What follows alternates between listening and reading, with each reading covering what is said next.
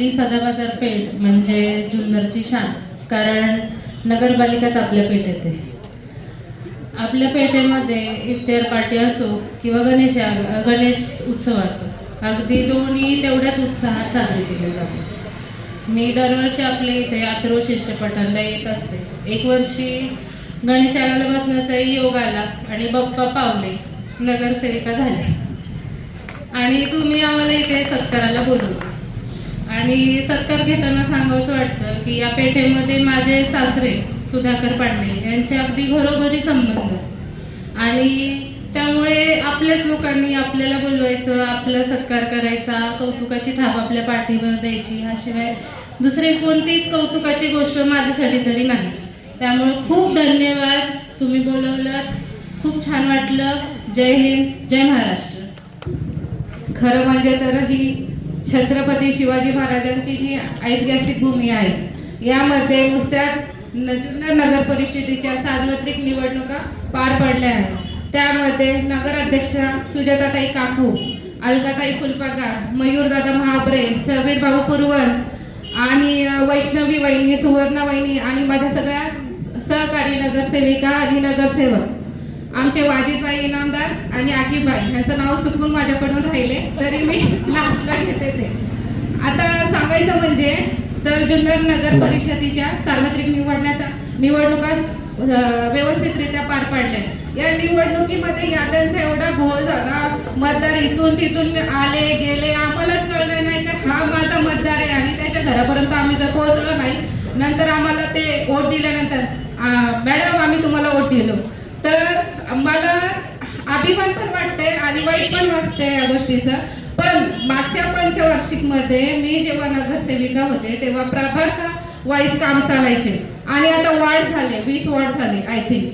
तर आता मी सगळ्या वॉर्ड मधून मतदान घेतलंय आणि प्रत्येक वॉर्ड मधला मी काम करणार आहे.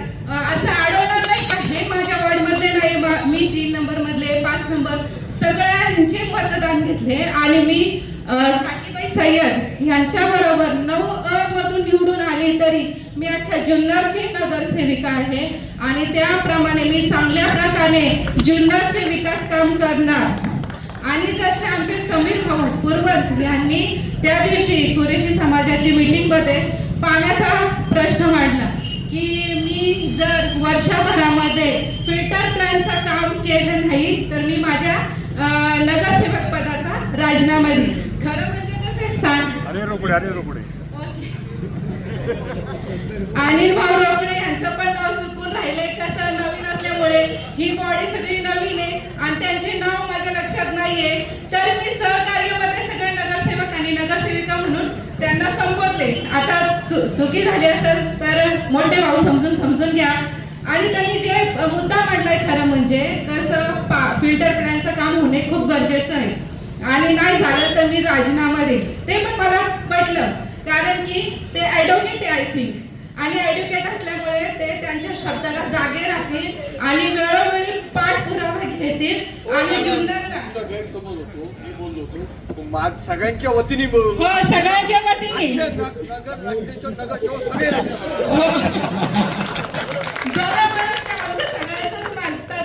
ते पण चालेल, कारण की जुन्नर नगर परिषद मध्ये आम्ही सगळे ते त्याचं म्हणणं पण चांगलं आहे का काम लवकरात लवकर होणे हे खूप गरजेचं आहे आणि ते पाठपुरावा निश्चित काम करू आणि त्यांना पण कुठं काय अडचण येईल आम्ही खेळीमेळीच्या वातावरणामध्ये तो ठराव व्यवस्थितरित्या पार पाडू आणि ते काम लवकरात लवकर पूर्ण होईल याची पण काळजी करू, कारण की काम होणे खूप गरजेचे आहे. फिल्टरचं पाणी प्रत्येक जनतेला मिळालंच पाहिजे आणि ते आरोग्यासाठी खूप पूरक आहे आणि ते होणं खूप गरजेचं आहे. आणि ते म्हणतात तशाप्रमाणे पण आम्ही करू, कारण की आम्ही सगळे तत्पर राहू. माननीय नगराध्यक्ष सुजाताताई काकू पण आमच्या बरोबर असणारे, मयूरदादा असणारे, सगळे जेवढे 20च्या 20 आणि 21 हे नगराध्यक्ष, ते सगळे आम्ही मिळून खेळीमेळीच्या वातावरणामध्ये अख्खे काम कसे नगराध्यक्ष जरी शिवसेनेचा असेल, आम्ही जरी राष्ट्रवादीचे असेल, नंदूभाई हे भाजपचे असेल, ते म्हटले ना त्या दिवशी का केंद्रात पण आम्ही आणि इथं पण आम्ही, कोणत्या पण पक्ष हस्तक्षेप न करता आम्ही जुन्नरच्या विकासासाठी व्यवस्थितरित्या काम करू हे सांगून मी माझे 2 शब्द संपवते. जय हिंद, जय महाराष्ट्र. धन्यवाद.